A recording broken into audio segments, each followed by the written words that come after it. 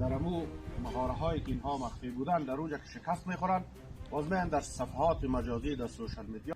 د حمید خراساني د اسیر کېدو اواز او د هغه تازه غبرګون هم دی ویډیو کې وګورئ او چینل سبسکرایب کړئ. بسم الله الرحمن الرحیم. دوستان عزیز مجاهدین برادران، انشاءالله که خوب و صحت و سلامت و در پناه رب العزت باشید. امروز خواستیم که شما را هم زحمت بدیم به اینکه بعضی منافقین مردمان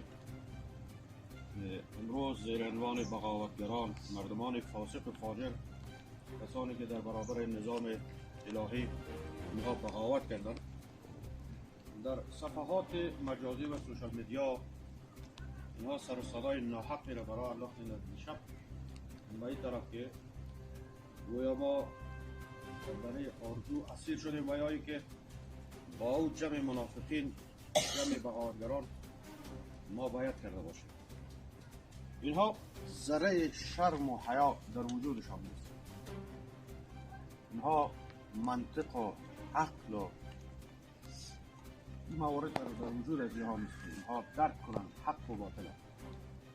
ما بارها بر از اینها گفتیم که اگر اینها شوق و علاقه به جنگ نداشتند، 20 سال استعمار با تمام قوت و توانش در خدمت از اینها بود که اینها باید جهاد میکردند. اون دوران جنگ خدا میکردند، اون دوران مقاومت خدا میکردند در برابر دشمنان الله و رسولش. در اون دوران غلامی و بردگی کردند. امروز در برابر نظام اسلامی اینها و دستور استخبارات اجنبی و دستور کفار و یهود و نصارا اینها سرکشی میکنند.